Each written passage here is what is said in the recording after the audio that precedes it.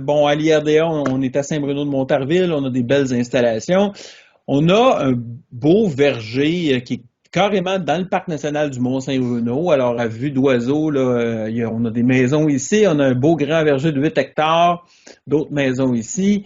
Puis, pourquoi je vous montre cette photo-là, c'est que, évidemment, dans les aménagements paysagers, dans les forêts tout autour du verger, ben, on trouve finalement de la végétation qui est indigène ou bien implantée dans les aménagements paysagers, mais sorbier, amélanchier, plein de plantes qui sont sensibles aux feux bactériens, puis qui maintiennent dans l'environnement un inoculum de feux bactériens.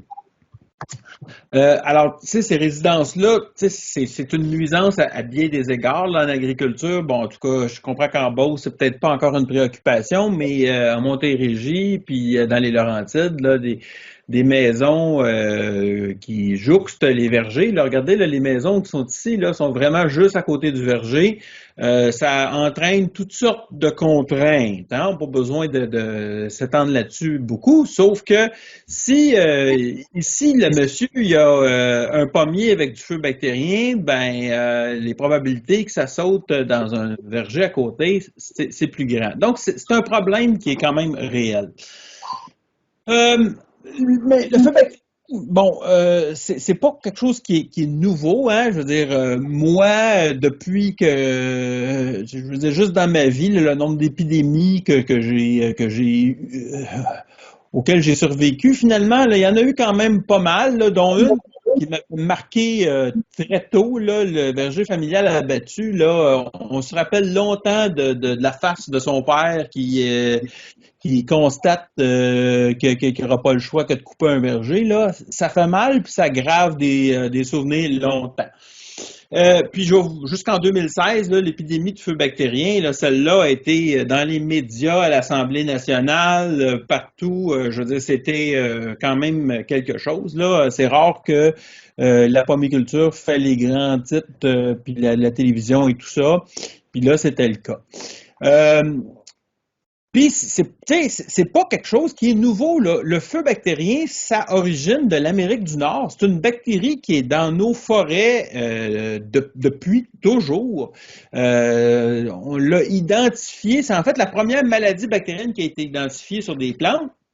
Mais c'est nous, c'est notre maladie. Elle vit avec les sorbiers, les aubépines, tout ça, sans causer de grands dommages, parce que ces plantes-là sont indigènes. La bactérie, elle s'est habituée à ces arbres-là se sont habitués à la bactérie.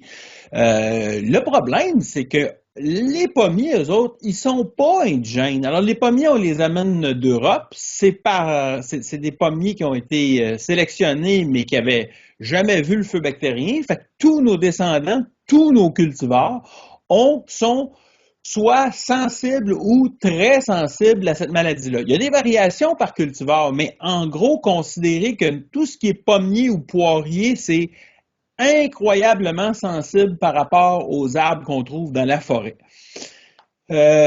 Puis, feu bactérien, là, on en parle là, depuis même avant la tavelure, parce que le premier guide qu'on donnait aux producteurs qui venaient s'implanter, là, les colons qui bûchaient puis la forêt puis qui plantaient un verger, on leur donnait un guide et tout ça. Puis dans ce guide-là, il y a aucune mention de la tavelure, puis il y a plusieurs mentions d'une maladie qu'on appelait le brûle.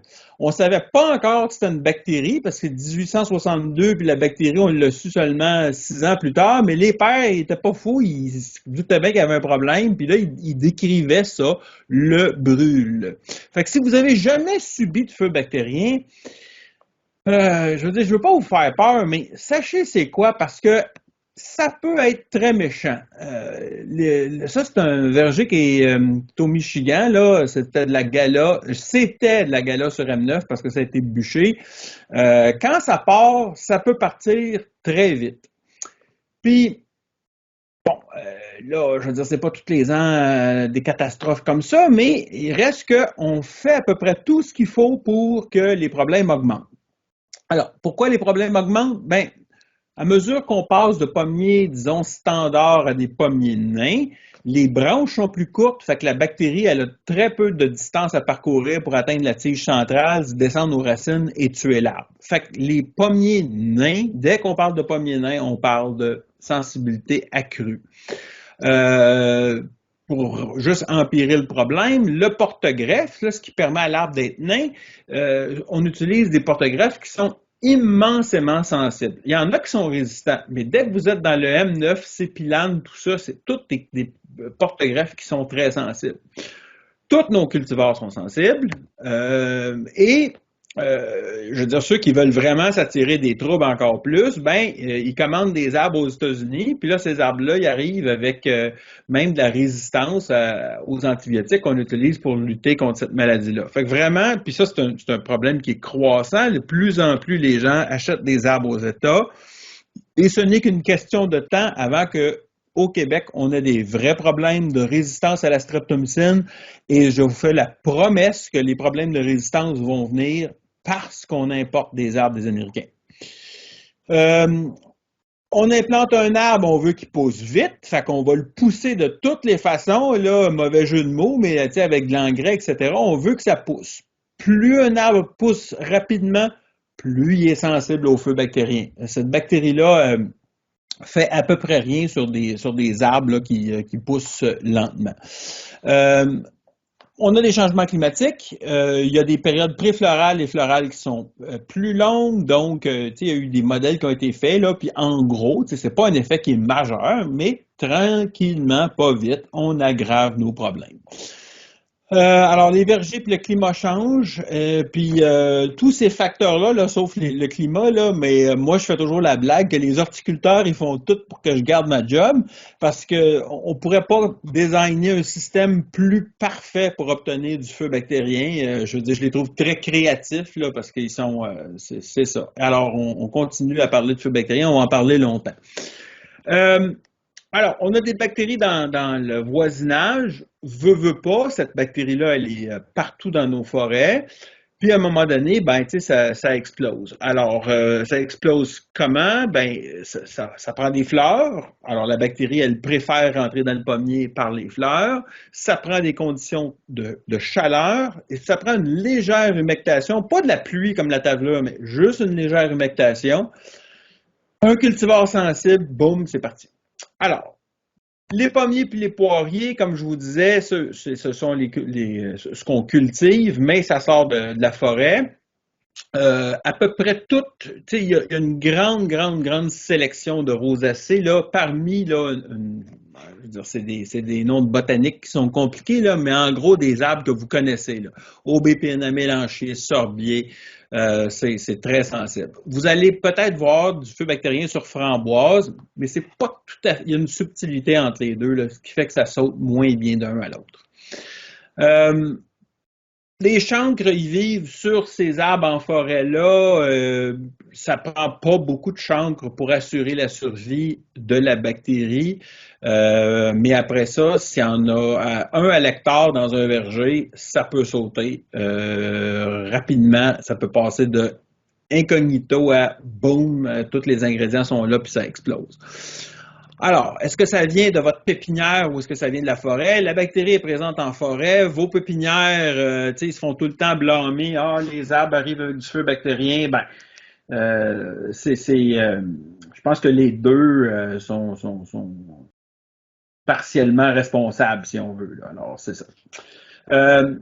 En pommiculture, malheureusement, c'est pas tout le monde qui s'entend bien. Les voisins qui sont incapables de partager une clôture à chevreuil, pensez-vous qu'ils se parlent pour dire moi j'ai du feu chez nous, fais attention. Non, ça, ces deux voisins-là, c'est clair qu'ils se parlent pas, fait que les problèmes peuvent sauter d'un à l'autre. Hein? Je dis, c'est des facteurs humains, mais c'est comme ça. Fait que moi, je me promenais là, puis ça, c'est vraiment un fait vécu. Là. Alors moi, de mon côté, je pouvais voir une branche atteinte de feu bactérien direct de l'autre bord. Ça s'invente pas. Vous vous promenez en été, vous voyez des affaires de même, posez pas de questions, arrachez ça tout le temps. Je veux dire, on n'a pas besoin d'identifier ça, puis savoir que c'est du feu bactérien, ça n'a pas d'affaire là. Je veux dire, si ça en est, vous allez être bien content de l'arracher, fait que faites du clean-up. Oui, le beau champ qui est ici aussi, là. Alors, tu sais, c'est ça, faut nettoyer dès qu'on voit quelque chose qui est un peu suspect. Hey Vincent, Ouais, la flèche est petite. Il est où le chancre? ici, Attends un petit peu. Là, oups, la flèche, elle bouge pas. là, Ah oui. OK? Fait que t'as ça ici, là, mais c'est la même photo, t'as ça. Puis, tu veux-tu rire? Moi, j'avais mis mon manteau là parce que je voulais que la branche elle sorte bien puis que je puisse la voir sur la photo. Puis c'est rien qu'après que la photo a été prise que j'ai fait, ah ben, si bol, il y avait un jaune dans ma photo. Fait que, tu sais, c'est ça. Ouais, anecdote de vie. Alors, Doux printemps, caramel dessus, puis je vous la chanterai pas au complet, mais il y a des chancres dans le verger qui sont actifs. Alors, tu sais, si vous envoyez du bois de chancre au laboratoire de diagnostic, il y a bien des chances que ça va revenir négatif. Mais ça ne veut pas dire qu'il n'y en a pas qui sont actifs. Alors, c'est maudissant pour ça, des résultats de laboratoire. Quand c'est positif, il n'y a aucun doute. Mais quand c'est négatif, ça ne veut pas dire que c'est pas là. Alors, ces chancres-là peuvent partir le feu bactérien direct, pas de fleurs, ça fait juste envahir l'arbre à partir de là, puis ça repart. Ça, il y en a, dans les vergers où il y a du feu, il y en a un peu tous les ans. C'est pas très grave, mais il y en a un peu tout le temps. Ça maintient le feu d'une année à l'autre. OK? Mais les chancres, que ce soit les pommiers ou les arbres dans la forêt environnante, c'est là où les bactéries vont passer l'hiver, puis c'est de là que les mouches, surtout au début, vont prendre la bactérie, l'exudat qu'il y a sur les chancres, et les amener sur les fleurs dans le verger. C'est vraiment le point de départ, là, c'est plein de diptères des mouches. Fait que le saut entre le chancre et la fleur, c'est celui qui est critique parce que le gros des épidémies, après ça, arrive pendant la floraison. Fait que les pollinisateurs, eux autres, ils prennent le relais, si vous voulez, puis là, ils vont contribuer à transporter la bactérie de fleur en fleur, là, et puis, les pollinisateurs, ça voyage, fait que ça peut faire du millage avec des bactéries. Alors, c'est à ce moment-là là, qu'il y a une propagation là, de whoop là, ça peut sauter quand même pas mal. Ça n'a pas besoin de transporter beaucoup de bactéries à la fois. Quand on parle de CFU, là, alors, en gros 10 colonies, là, il y aurait seulement 10 bactéries sur un insecte qui serait déposé sur une fleur, puis ça peut être assez pour s'installer. Ça prend pas grand-chose.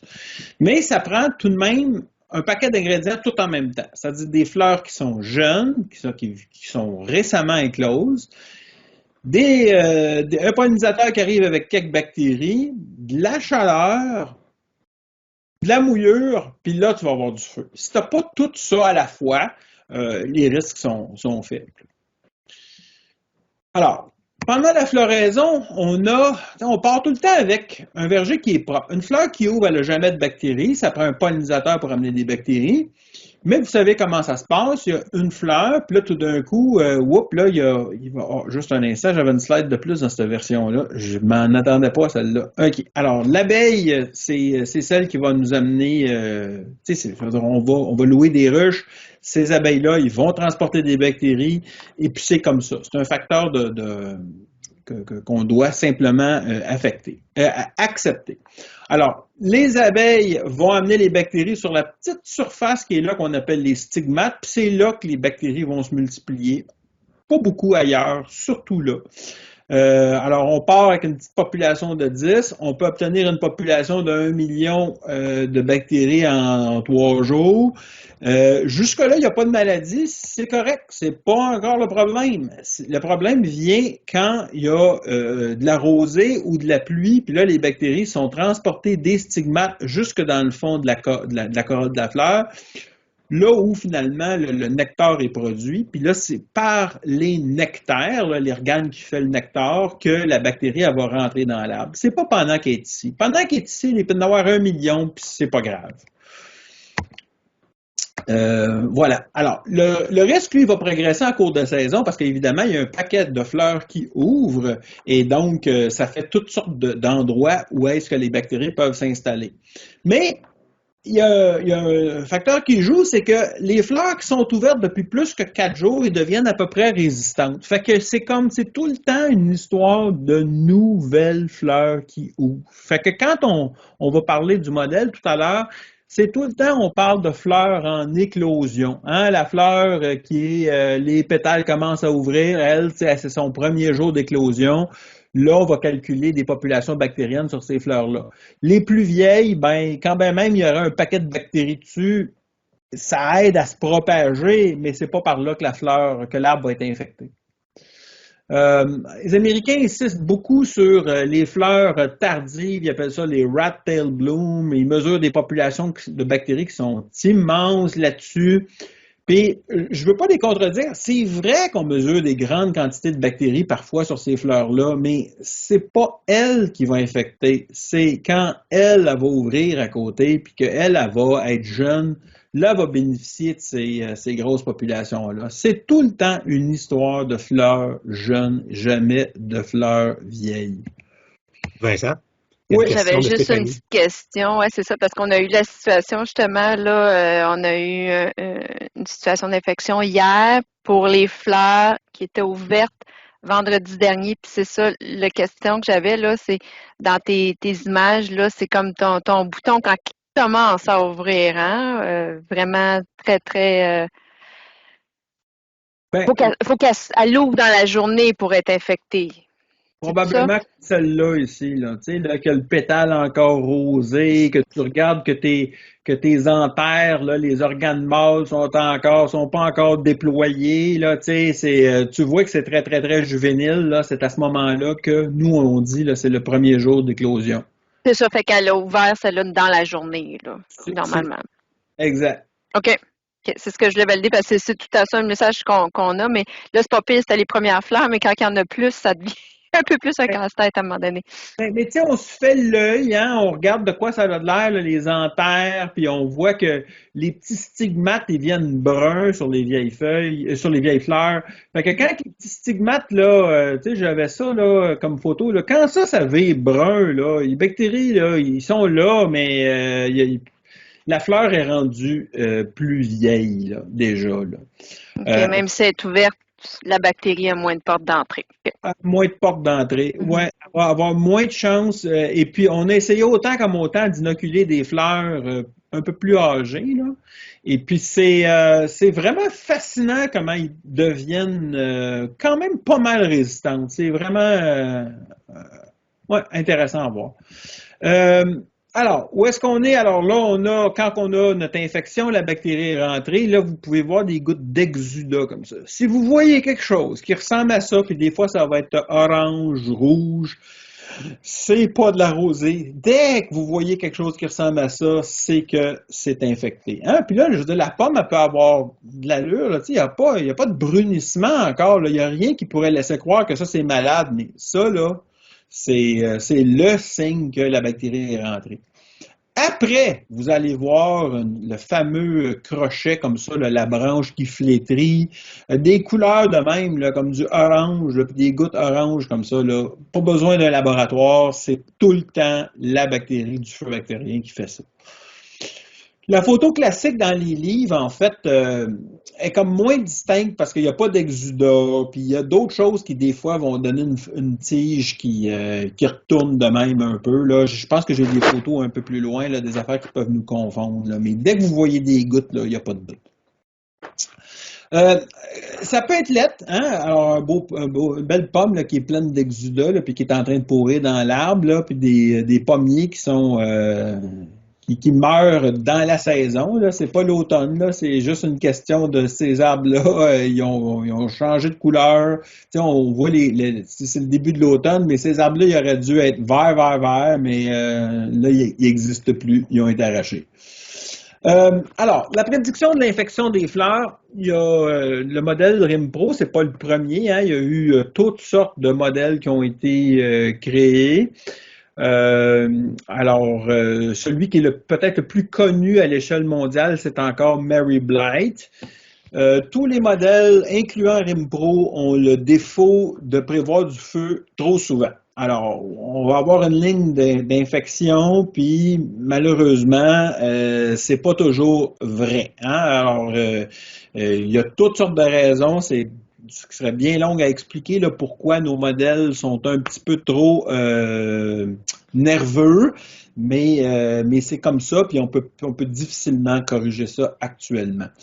Mais une des raisons, c'est que les modèles classiques, dont Mary Blight, ils ont raté, mais de façon magistrale en Europe en 2007.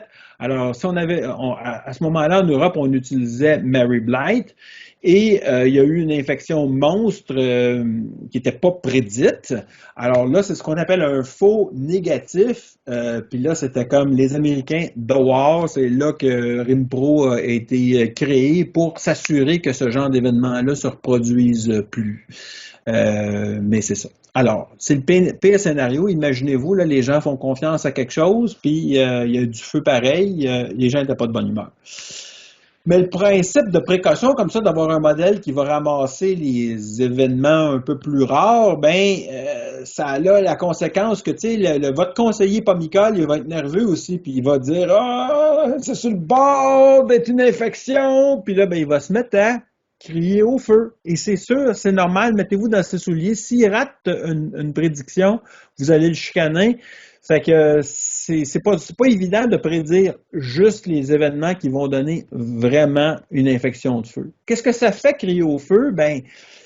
Ça fait que les gens, s'il y a du feu bactérien en 2016, mettons qu'il y en aurait chez vous en 2023, moi, je vous garantis qu'en 2024, tout le monde va traiter d'embauche. Hein? Qu'il y ait de la neige pendant la floraison, les gens vont traiter pareil parce qu'ils vont avoir tellement peur du feu. C'est comme ça. Alors, les gens, ils vont traiter. Les recommandations vont augmenter. Les gens deviennent parano. Ils ont peur du feu à l'os. Puis, à un moment donné, on finit par oublier. Parce qu'on dit, là, il me semble que j'ai traité pour rien. Puis là, ça doit être fini, le feu bactérien. Puis il n'y a plus de problème. Puis là, on lâche les traitements. Puis là, à un moment donné, ça va revenir. La mémoire est une faculté qui oublie, puis je vous ai présenté une longue liste d'épidémies, puis je vous garantis qu'il va en avoir d'autres. Je sais juste pas quand. Mais on peut avoir 10 ans, pas de feu bactérien, puis après ça, ça repart, puis c'est méchant. Alors, c'est ça. Puis là, quand on a un nouvel épisode, on recommence. C'est un cycle, hein? C'est comme ça que ça marche. Alors, notre compréhension du feu, on part avec des fleurs écloses qui n'ont pas de bactéries, on a des nouvelles cohortes de fleurs chaque jour, et puis on a traduit ça dans un modèle qui est RimPro. Alors, comment ça marche RimPro? Pour chacune des dates de calendrier, on a des nouvelles fleurs qui ouvrent. Alors, c'est la cohorte de chacune des dates, comme ici la cohorte du 24 mai. Puis là, sur la cohorte du 24 mai, moi, mon logiciel, il va essayer de prédire le nombre de bactéries qui se multiplient. Puis quand on a une population qui est très élevée, après ça, ça va nous prendre un événement d'infection. Je vais vous montrer ça. Alors, mettons qu'on a des cohortes comme ça, et puis là, on a des bactéries qui se multiplient. Puis là, il y a un événement de rosée ou de pluie en même temps qu'on a des fleurs qui sont assez jeunes puis qui ont assez de bactéries, boum, là, on va avoir une ligne d'infection qui va partir dans RimPro. Les graphiques ont légèrement évolué depuis, ça c'était l'infection de 2016 à Oka. Là maintenant, pour bien savoir c'est quelle fleur qui est infectée, cette ligne-là maintenant va virer en rouge. Alors, tout devient rouge, là, puis on peut dire, OK, j'ai une infection à cette date-là, on peut reculer, puis on peut savoir c'était quelle journée que les fleurs étaient écloses. Puis à partir du moment qu'on a une infection, puis que cette infection-là dépasse un certain seuil, puis là, il n'y a rien de parfait. Le seuil, on l'a établi au meilleur de notre connaissance, mais c'est ça, c'est pas parfait. Mais là, il y a une ligne qui part en haut, et cette ligne-là, quand elle atteint la zone verte, ici, là, il y a de l'apparition de symptômes. Puis ça, ce modèle-là est quand même pas mal précis. S'il y a eu une infection pour vrai, puis qu'on traverse la ligne verte ici, là, vous pouvez regarder cette date-là et dire au 3 juin, je vais avoir des symptômes, ça va commencer une visite dans le verger, promenez-vous, allez voir ce qui se passe. Vincent, oui. Peux-tu revenir en arrière, s'il te plaît? Oui. L'infection, parce que toi, tu me connais bien, tu vas vite, là, mais l'infection, tu dis qu'il y a eu une infection, mais tu la vois où sur le graphique, l'infection? Tu peux nous montrer ça tranquillement. OK. Fait que là, tu as une population bactérienne qui augmente, OK? Puis La là, ligne noire qui monte, le une noir qui population qui monte. augmente. OK. Puis là, j'ai une petite rosée qui est arrivée ici. Fait que là, mon modèle, il indique une barre d'infection. OK? Mais la barre d'infection, des fois, est en bas du seuil, comme ici. OK. Des fois, elle est en haut du seuil. Puis quand elle est en haut du seuil, là, tu as une ligne qui part en haut, là. OK. Le seuil, c'est la ligne pointillée. Là, c'est marqué Infection Threshold .2. Ça, c'est la ligne de seuil. Threshold en anglais, c'est seuil en français, puis je suis désolé, c'est vrai, tout est traduit dans le logiciel, mais pas cette affaire-là. On aurait pu écrire seuil, hein? Ben oui. Je suis pas sûr qu'on l'a fait. On pourrait bien corriger ça à un moment donné. Et puis c'est ça. Alors, à partir du moment qu'on a un seuil d'infection atteint, qui est assez important pour qu'on en parle, mettons, ben là, la population qui est dans la plante augmente. Puis quand la population est assez importante dans la plante, là, l'arbre va se mettre à suinter des bactéries, puis c'est de même que les gouttelettes se forment. Les petites gouttelettes d'exudat que je vous ai montrées. Alors, ça, quand on dépasse ici, là, c'est que les bactéries commencent à sortir de l'arbre. OK. Mais quand je regarde ton graphique, moi, je vois genre 4 infections, une vers le 25, après ça, une le 29, une le 30, puis une le 3 juin. Il y a 4 infections là-dedans? Oui. C'était une belle année au cas, hein? C'était quand même mémorable, on va dire. OK? C'est ça. Puis ça arrive ailleurs aussi, tu sais, Compton 2016, il y avait des belles conditions d'infection. Alors, des années à feu bactérien, là, ça a l'air de tout ça. OK?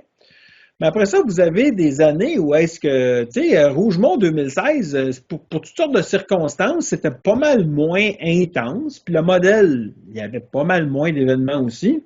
Puis vous avez des années où il n'y a pas de risque pantoute. Le graphique a changé depuis ce temps-là, mais c'est le même principe. Alors là, ça, c'était une année en 2013 que c'était un peu plus frais pendant la floraison. Les populations bactériennes n'atteignent pas les seuils d'infection. Puis là, il n'y a aucune ligne d'infection qui part.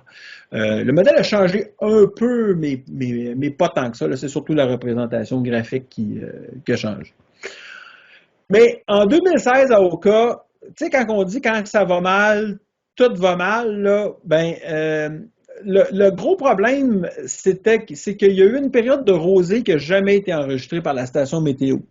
Fait que vous pouvez vous imaginer que si mon modèle, il regarde, lui, mon modèle, il va aller les données de la station météo, puis s'il n'y en a pas de ligne bleue, ben, il peut rien faire. Fait qu'il n'a pas mis d'infection le 24. OK? Fait que les fleurs qui étaient écloses à ce moment-là, moi, les gens, là, ils étaient bien fascinés par l'infection du 25, puis il y a des gens qui ont traité le 25, mais il était trop tard. Le dommage était fait. Il y avait déjà eu une infection de la veille. Puis là, les gens, ils l'ont manqué. Puis ils ne pouvaient pas l'avoir là, parce qu'ils ont. Maintenant, aujourd'hui, à Oka, c'est sûr, les gens surveillent la rosée. Alors, quand les conditions sont très favorables au feu, ils checkent dehors pour voir s'il y a de la rosée. S'il y a de la rosée dans le modèle ou dans la station météo, là, les calculs, on le sait qu'ils fonctionnent bien, mais on n'est pas à l'abri de ça. De la rosée, c'est quand même difficile à ramasser sur une station météo. Fait que maintenant, comment on gère ça? Bon, on gère ça qu'on dit, OK, je suis au 6 de mai, j'ai des fleurs qui éclosent, j'ai ma population bactérienne qui monte, elle atteint des niveaux élevés. Ma fleur n'est pas trop vieille, fait qu'elle est encore présente le 25 de mai. Excusez-moi, je vous ai dit le 22 mai. Oui, alors le 22 mai est encore là le 25. Le 25, une petite période de pluie. J'ai une infection. À quel moment je place mon traitement? Bien, les traitements, il faut qu'ils soient faits avant. C'est possible de traiter dans les heures suivant une infection, mais disons que c'est mieux de se rapprocher le plus possible de l'infection. Il faut qu'on traite sur des fleurs qui étaient ouvertes. Il faut qu'on traite. Donc, si je fais un traitement là, le 21, je n'aurai pas assez de produits sur mes fleurs pour bien protéger les fleurs qui vont être infectées plus tard. Fait qu'il faut se coller sur les événements d'infection. Fait que la période pendant laquelle là, il y avait des populations qui étaient au-dessus du seuil, là, entre le 24 et le 27, là, il y a des populations qui sont élevées.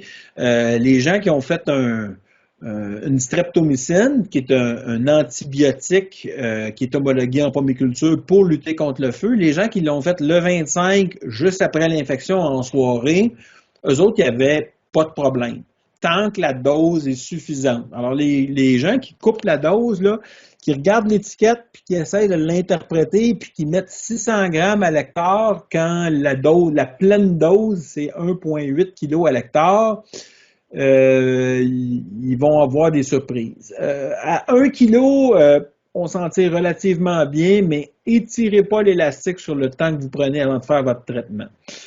Fait que du 1 kg, ça se peut, mais du 600 grammes, là, ça passe pas. Vincent? Oui.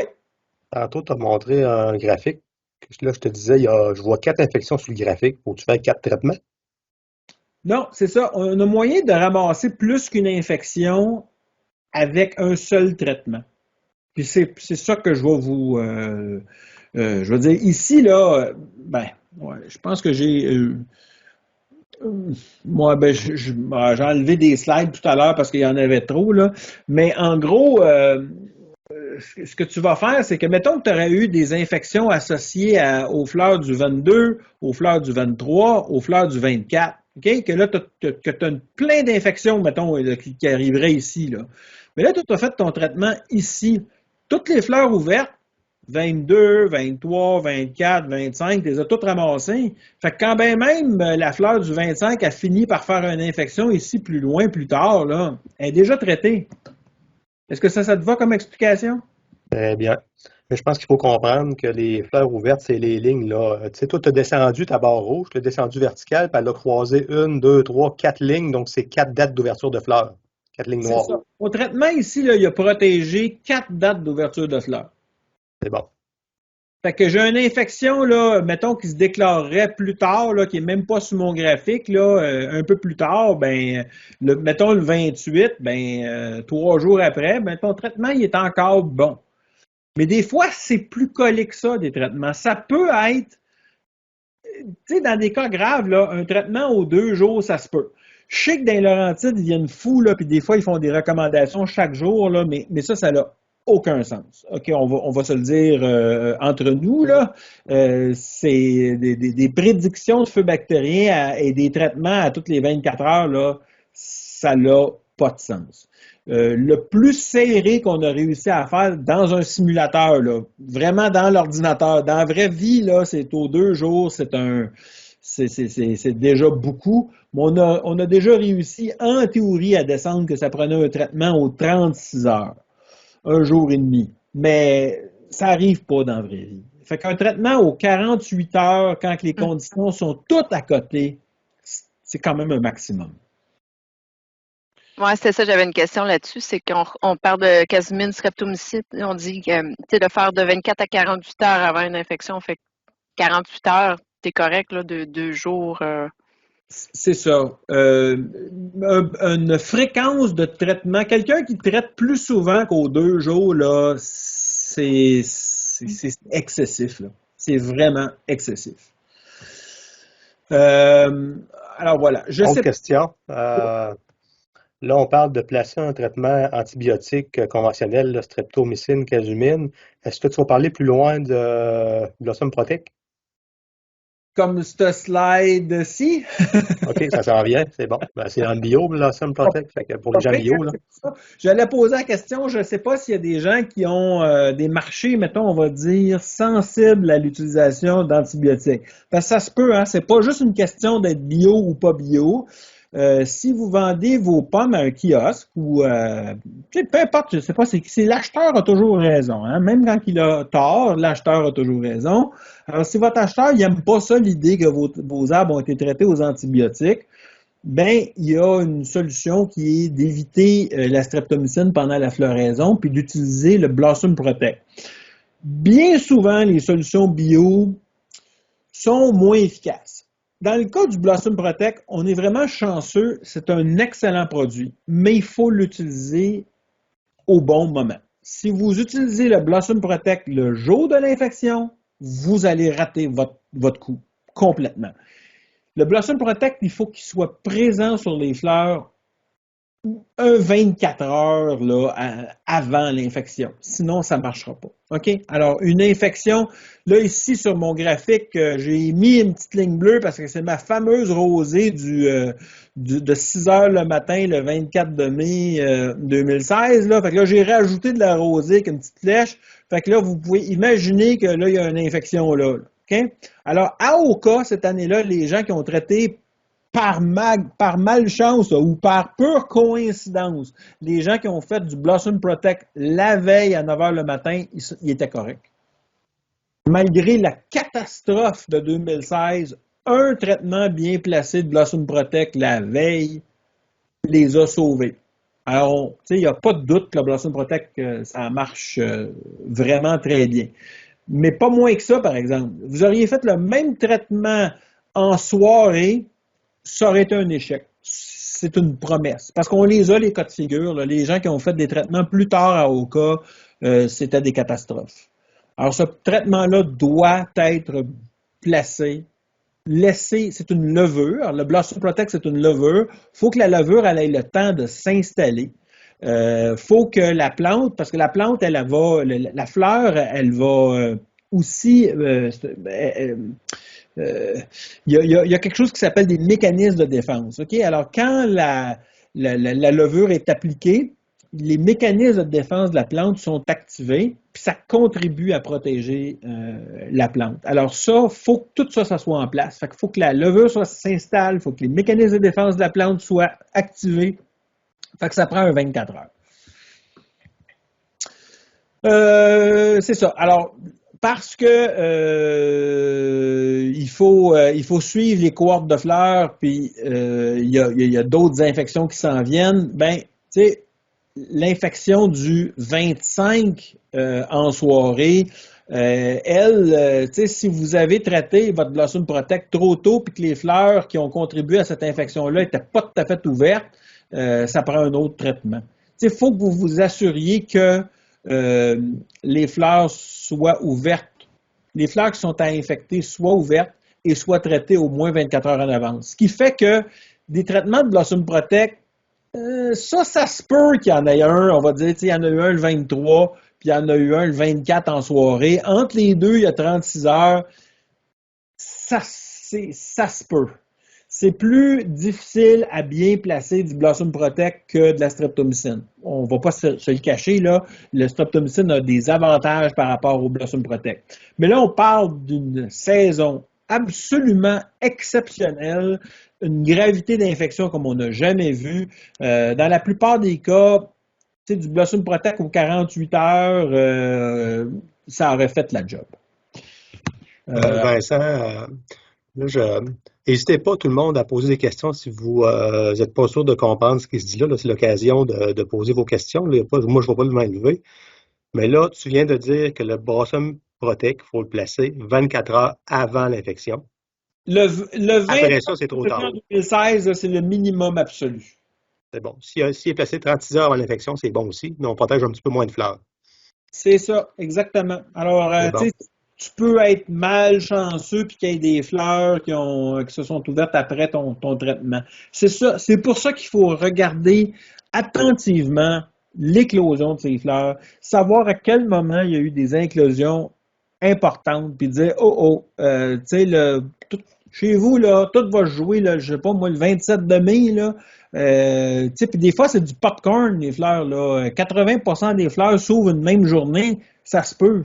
Mais il faut savoir c'est quoi la date d'éclosion.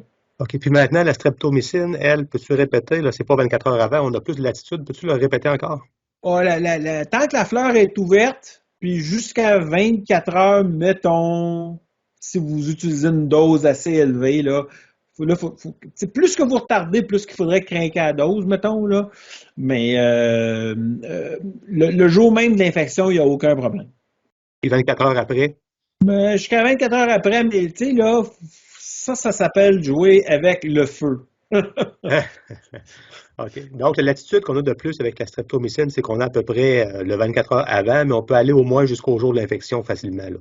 exactement. L'attitude qu'on n'a pas avec le Blossom Protect. Totalement, exact, tout à fait. C'est correct pour tout le monde, ça? Posez vos questions. Moi, je ne vois pas de main levée. Fait que je suppose que c'est correct. OK. Fait que le résumé des interventions, ce qu'on fait dans une année, vous pouvez commencer votre année avec du cuivre, un traitement qui est fait en même temps pour la tavelure avec du cuivre peut aider en partie là, à limiter le nombre de bactéries en circulation au printemps. C'est pas des miracles, mais ça contribue. C'est mesurable. Alors, on a parlé amplement de streptomycine ou de casumine. Je ne vous cache pas ma préférence très nette pour la streptomycine. C'est un produit qui est plus efficace aux doses homologuées. C'est un produit qui est beaucoup moins cher. La rotation pour fin de résistance, pour moi, c'est pas vraiment nécessaire. De la résistance à la streptomycine, ça n'existe que dans les endroits où on traite en cabochon en plein été. Tant qu'on ne fera pas ça, on n'a pas de risque de résistance, puis on n'a pas vraiment besoin de rotation. Alors, je comprends que les gens qui vendent la casumine disent « vous devriez le faire, de la rotation, blablabla », mais c'est pas mal plus cher, puis je veux dire, ça fait comme proche 75 ans, là, 1900, là. Ça fait plus que 60 ans facile, en tout cas, qu'on utilise la streptomycine régulièrement aux États-Unis puis au Canada, mais là où on a traité seulement pendant les périodes de floraison ou exceptionnellement après un épisode de grêle, il n'y a jamais de problème. Partout où on a traité en cabochon puis qu'on traitait la streptomycine à peu près à n'importe quel moment puis qu'on ne faisait pas attention, là, on a eu des problèmes. Alors, on a parlé des antibiotiques, on a parlé de la compétition avec une levure qui s'appelle Blossom Protect, on a parlé des modèles. On peut ajouter à ça, à votre cocktail, un régulateur de croissance. Alors, Apogee ou bien Kudos, qui est une autre formulation, c'est peut-être moins cher, là, c'est à vous de voir. Ça peut être une bonne avenue. Alors, mettons que vous n'avez pas fait vos traitements pendant fleurs, puis là, vous avez comme des regrets ou des craintes et tout ça, puis vous dites ben là, vous pouvez appliquer Apogee, et puis là, ça va pas arrêter le feu sur la fleur, mais s'il y a une éclosion de maladie, ça va limiter la propagation par la suite. On a fait des tests à l'IRDA où on se dit, OK, mettons qu'on attendrait de voir des symptômes sortir avant d'appliquer l'Apogee. Si vous êtes 8 à voir les symptômes, attendez pas que ça soit brun, là, ça donne rien. Mais si vous vous promenez les deux yeux ouverts, puis pas en pick-up à 30 km/h, mais vraiment marcher la parcelle tranquillement, puis que vous voyez des symptômes qui commencent à apparaître, puis que vous sortez l'Apogee à ce moment-là, ça fonctionne très bien. Mais attendez pas. Traitez dès que vous en voyez des symptômes.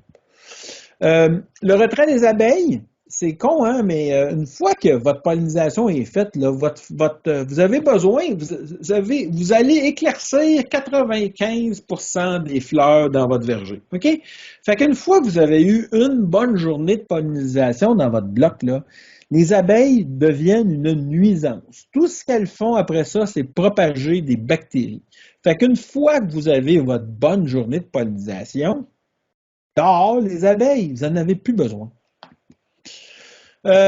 L'éclaircissage peut être aussi une occasion de lutter contre le feu. Donc, si vous brûlez des fleurs avec de la bouillie soufrée, je veux dire, il y a de la donnée qui dit que ça aide. C'est pas miraculeux, mais ça aide.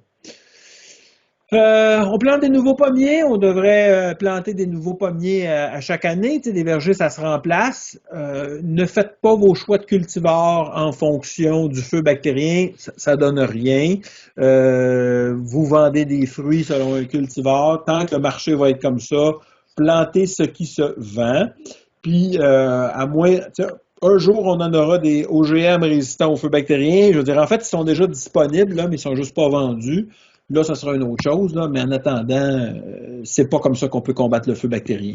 Tu sais, planter de la Macintosh parce que c'est un petit peu résistant au feu, là, ça fera pas d'argent à la fin de la saison. Là. Plantez ce qui vous rapporte. Mais vous pouvez éviter les combinaisons à problème, par exemple. Mettons que vous voulez planter de la gala, ben vous n'êtes pas obligé de planter de la gala sur du M26 ou sur du M9. Vous pouvez choisir des porte-greffes qui sont résistants. Alors, la série des BOD, là, BOD 9, mais il existe d'autres numéros. Tout ce qui commence par un B est un porte-greffe résistant, ou bien chez les Américains, les séries CG, là, Geneva, sont tous résistants aussi. Ça n'empêche pas complètement le feu, mais si le feu pogne sur votre arbre, vous pouvez tailler les symptômes, puis l'arbre va survivre. Quand le porte-greffe est sensible, puis que la bactérie se rend au porte-greffe, il n'y a rien à faire. Fait que avoir un porte-greffe résistant, ça peut être bien. Je vous avoue que ça fait pas l'unanimité. Il y a des gens qui disent une fois qu'un arbre a eu un peu de feu, on dirait qu'il y en a tout le temps, puis on finit par l'arracher anyway. Ça, j'ai entendu ça, puis je peux pas vous dire que, je veux dire, c'est comme des écoles de pensée. Notre expérience, c'est qu'une fois qu'on a bien nettoyé un arbre, ça revient pas, puis vous avez sauvé votre arbre, mais je veux dire, il y a des gens qui aiment pas cette idée-là. Dès qu'il y a du feu, eux autres, ils vont dire économiquement, j'arrache l'arbre. Très discutable. Alors, planter des nouveaux pommiers, vous le savez, la floraison ne sera pas synchronisée avec le reste du bloc. Fait que des pommiers nouvellement plantés qui font fleurir tout le temps plus tard que les autres, ça, c'est un risque qui est immense parce que dans ce temps-là, la température va toujours être suffisante, il y a toujours des risques de feu. Une bonne façon de tester si vous avez du feu dans l'environnement. Si vous faites ça et que vous n'avez pas de feu, c'est pas pire. Ça veut dire que vous avez pas de feu proche de votre verger. Mais ça peut changer. Le nouvel aménagement paysager du voisin que vous n'avez pas vu apparaître, ça change les conditions d'une année à l'autre. Ça. C'est ça. Alors, prévention, nettoyer tout ce qui a l'air suspect, c'est pas parfait, mais ça va aider. Tous les arbres qui fleurissent aux abords du verger au printemps, vous pouvez les couper si c'est chez vous, évidemment. Ou si c'est chez votre voisin, demandez la permission. Je veux dire, ça se voit souvent, hein. Je veux dire, il y a un mélanchier, un sorbier, il n'y a pas d'affaire là, vous pouvez dire à votre voisin, m'a donné des pommes, mais ça, cet arbre-là, il pourrait me causer des ennuis. Ça se fait, on l'a fait à l'IRDA, ça marche très bien. Il faut juste jaser avec ses voisins. Oui. Les principaux, ce qu'on retrouve majoritairement dans la région, c'est sorbier, mélanchier, aubépine. Oui. C'est quoi les autres? Ouais, c'est pas mal ça qui fait le parc des plus fréquents, là. Dans la fiche du guide PFI, on a une longue liste d'espèces, là, mais mettons là, de ce qu'on va voir fréquemment, c'est ça. Mais moi, je suis pas bien fort en botanique. Les gens pourraient dire « Ah non, mais moi, dans mon boisé, j'ai ça aussi, c'est ça. » Bon, c'est ça. Allez voir. La liste, elle est dans le guide PFI, elle est vraiment complète. Okay. Avec la formation de ce soir, là, vous avez une liste de documents à lire, puis la fiche que Vincent parle est dans les liens que je vous ai envoyés. Là. Vous l'avez. Okay. Fait que les fleurs qui sont sur des arbres non productifs ou des floraisons tardives de nouveaux pommiers, éliminer ça, c'est une bonne idée. Je le sais, c'est bien de l'ouvrage à faire manuellement, mais je veux dire, ça s'arrache. Il y a moyen de faire une bonne job de faire ça. Il y aurait moyen, si on s'organisait, là, puis il y a des traitements hormonaux qu'on pourrait faire aux pommiers pour que l'année de plantation, il n'y ait pas de fleurs. C'est pas très populaire, mais en théorie, ça se peut. Il faudrait s'organiser comme industrie, là, mais souvent, là, les gens, ils veulent des pommes l'année de plantation, c'est ça. Alors, qu'est-ce qu'on fait quand malheureusement, on a suivi les directives ou on les a pas suivies puis qu'il y a du feu qui apparaît? Alors, pour commencer, c'est de savoir reconnaître ça. Quand je vous dis, là, ça a viré brun, là, ça, là, c'est des symptômes qui ont viré brun. C'est pas arrivé de même du jour au lendemain. Ces symptômes-là qui sont bruns de même, là, ou des pommes qui sont pourries de même, là, c'est que ça fait déjà plusieurs jours que c'est dans le verger. Vous l'avez juste pas vu avant. Mais ça, c'est comme, oups, vous l'avez échappé. Ça, c'est des symptômes frais. Alors, tu sais, les débuts de noircissement, tu sais, ça prend un œil exercé, là. Mais la gouttelette qui est là, c'est ouch, catastrophe, feu bactérien en développement. Ça va virer brun dans quelques jours. Alors, c'est ça. Alors, des symptômes, il y en a dans le guide PFI. Vous avez des photos ici. Là, ça fait ces espèces de crochets-là. Quand vous voyez de la couleur, là, c'est vraiment une bonne indication. Des fois, ça fait du feuillage bizarrement décoloré, puis on sait que c'est du feu. Moins fréquent, mais ça arrive. Qu'est-ce qu'on fait à cette heure? Tu sais, qu'est-ce qu'on fait quand on a des jeunes arbres de même qui sont atteints dans un verger? Quand j'étais jeune et beau, on disait on va essayer de les tailler puis éliminer les symptômes. Quand c'est jeune de même, là, il n'y a rien à faire. Vous allez essayer de rabattre l'arbre, ça va être difficile. Très petit, ça va être difficile de sauver l'arbre. Un petit peu plus vieux, là, ça va valoir la peine. Des fois, on se fait avoir, hein, on va se promener dans un verger, puis là, on va voir, oh, pelaille, qu'est-ce que c'est ça? Toutes mes arbres sont brunis. Puis quand on a le bouton panique un peu trop appuyé, comme moi, ça m'arrive, là, on voit pas que on s'est fait faire une blague, puis que ça, en fait, c'est des dommages d'herbicide, hein? C'est tout égal. C'est tout en... Alors, c'est une erreur d'applicateur, puis je te dis que ça saute aux yeux, puis ça fait peur quand on voit ça, mais c'est un dommage herbicide. Fait que ça prend de l'exudat pour avoir vraiment une signature, mais moi, je vous dirais, c'est pas une mauvaise chose d'être un peu paranoïaque, puis d'enlever tout ce qui a l'air suspect vite. Tu sais, les Américains disent « shoot now, ask questions later ». Fait que pour le feu bactérien, je pense que c'est une bonne politique. Voilà. Fait que, tu sais, je vous disais qu'il y a des choses qui peuvent ressembler au feu. Tu sais, c'est la même crochet, tout ça, sauf que regardez les belles fructifications, des petites affaires dures en bas ici, là. Ça, c'est Neonectria, des chancres nectriens, là, chancres européens ou chancres sur pouce. Il y a différents nectria qui causent des symptômes comme ça. Mais tu sais, on le regarde vite et on dirait c'est le même crochet que j'ai vu dans la présentation.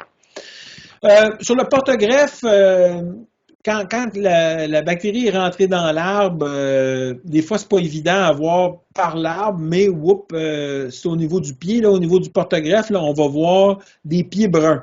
Alors, quand le pied est brun, là, puis en plus, ici, là, c'est une mauvaise photo, mais ça, c'est des gouttes d'exudat, là. Ça, cet arbre-là, il est condamné. Ça sert strictement à rien, là. Dès que vous voyez des pieds noirs, là, même, puis là, il y a du suintement aussi, là.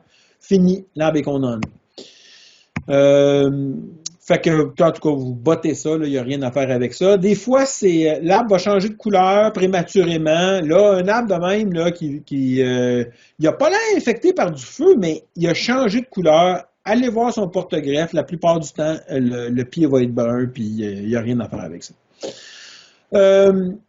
C'est ça. Alors, les symptômes ne sont pas toujours classiques, mais noir sur un porte-greffe, là, comme là, sur ces photos-là, regardez ce pied-là, je ne sais pas si vous le voyez sur vos écrans à vous, là. Sur le mien, c'est très clair. On voit un beau pied de la bonne couleur, puis ici, on voit un pied noir avec un arbre qui a changé de couleur. C'est terminé. Des fois, c'est comme plus visible, là. L'arbre est déjà parti, là, puis le pied est noir. Regardez le beau pied ici, puis le pied noir ici. Voilà. Est-ce que... Là, il est 8 heures. Je vois que je vais buster mon temps. Est-ce que vous voulez... Est-ce qu'il y a d'autres questions? Il y a peut-être quelque chose que tu as sauté, de quoi de bien simple, là. Tu as montré les modèles, là, mais pour accéder aux modèles, là. Tu sais, j'ai envoyé un message, moi, aux gens de Chaudière-Appalaches il n'y a pas longtemps, puis le lien pour accéder au modèle, il était dans le message, mais il y a des cartes avec des stations, puis quand on arrive sur la carte, par défaut, c'est le modèle tavelure qui est là. Fait que veux-tu que je partage puis que je montre un peu comment ça marche? Je suis pas sûr que tout le monde est à l'aise avec ça. OK, bien, juste pour changer le petit menu en haut, là. Vous avez un lien là, dans le message d'invitation d'aujourd'hui qui mène vers les cartes des modèles Rimpro. Vous l'avez ici, la carte. C'est la carte avec toutes les stations du Québec reliées au modèle Rimbaud, que ce soit pour la tablure ou autre. Mais par défaut, ici, il y a un petit menu déroulant en haut. Par défaut, c'est la tablure qui est là. Mais si vous voulez voir les graphiques que Vincent a montré tantôt avec les cohortes de fleurs puis les infections, il faut quand même aller sélectionner feu bactérien plutôt que tablure. Ce que je viens de faire. Puis je vais cliquer par exemple sur la station de Beauceville en Beauce. Beauceville, là, il va y aller. Et voilà. Fait que là, vous reconnaissez les fameux graphiques que Vincent nous a montré tantôt. C'est la façon de vous y rendre, comme je viens de faire. Des graphiques, vous les reconnaissez, on les a vus. Puis sur la carte, ben, je sais qu'il n'y a pas juste des gens de la Beauce, d'ailleurs, Vincent, il y a des gens du Bas-Saint-Laurent, Capitale-Nationale, Chaudière-Appalaches, là, mais vous avez toutes les stations sur lesquelles vous pouvez cliquer pour voir les fameux graphiques. Okay. Puis le lien, vous l'avez dans mon invitation d'aujourd'hui, là, qui mène vers cette carte-là. Évidemment, le modèle n'est bon. Je vous ai parlé de la rosée. Là, les stations, si elle ne va pas la rosée, je ne peux rien faire. Mais aussi, il faut que le modèle sache que vous avez des pommiers en fleurs. Alors, assurez-vous que les dates de floraison correspondent. Je sais que Stéphanie, Christian, ils font une bonne job, ils suivent ça, ils font ajuster les dates pour que le modèle donne les bonnes réponses. Mais en Gaspésie, moi, je ne vais pas voir. Je devrais là, prendre des vacances pendant Gaspésie, mais je ne peux pas aller voir c'est quoi les dates de floraison. Ouais, comme ici, on a mis le début floraison pomme, on l'a mis aux alentours du 21 mai. Je sais qu'il y en a, c'est plus 22, 23, 24 on fleur, mais on l'a mis aux alentours du 21 mai. Fin floraison pomme, on l'a mis 27. Est-ce qu'on va le corriger? Je ne le sais pas, mais pour l'instant, on l'a mis 27 de mai. Là, ben, vous avez une infection, une vraie infection qui dépasse le seuil avec les fleurs qui auraient été écloses le 19. Fait que le 19, la petite ligne de population en monte, puis rendu au 24 de mai, vous avez une infection. Est-ce que c'était seulement sur poirier? C'est très hâtif. Fait que les pommiers, il n'y a pas de doute, là. Ouais, c'est pour ça qu'il faut utiliser son jugement. Là. Quand vous voyez ça, ce que Vincent dit, une infection sur une fleur ouverte le 19, est-ce que c'était vraiment le cas dans votre verger? Vous avez à le raisonner, ça aussi. Là. Parce que les vergers ne sont pas tous égales dans la région. Là. Il y a sur le bord du fleuve, il y a des montagnes en altitude. Fait que c'est dur d'avoir une date qui est bonne pour tout le monde là, de début floraison. Bon, je vais arrêter de partager. C'est le petit point que je voulais montrer. Là. À ce que je sache, là, il n'y a jamais eu de feu bactérien dans votre dans Beauce, là, dans la région de Québec. Il y en a eu. Il y a 2-3 ans, là, je ne me rappelle plus, c'est-tu il y a 3 ans, juste avant la pandémie, là, il y en a eu un peu partout. Là. OK, parce que Beauce, je ne me rappelais pas. OK. Ouais.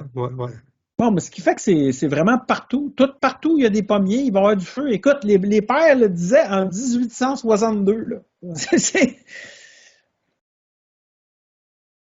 OK. Fait que toi, Vincent, pour toi, ça serait terminé. On serait rendu aux questions s'il y en a. Ben, c'est ça, parce que là, j'ai vu qu'il était déjà rendu 8 heures. C'est bon, ben c'est parfait, on est en plein dans le temps. Fait que je vois que M. Sévigny a une question. Allumez votre micro, M. Sévigny. Oui, bonsoir. Ça serait pour savoir si les lignes ils viennent pas rouges, puis ça ne dépasse pas le seuil, on est plein de floraison. On fait-tu un traitement préventif ce serait plutôt pareil ou... Ben, c'est ça. C'est là où je fais rendu là, vous n'avez plus besoin du modèle. Si vous allez traiter de toute façon, les gens qui sont vraiment, qui ont été échaudés par le feu, là, je comprends psychologiquement qu'ils font toi, mon fonctionnaire, tu as besoin de pas te tromper parce que c'est pas drôle. Là. Je comprends tout à fait ça. Mais au meilleur de notre connaissance, là, Rimpro, là, ça n'en échappe pas beaucoup des infections. Mais il n'y a rien de parfait. Il n'y a pas de modèle parfait. Le feu bactérien, il n'est pas pire comme modèle, mais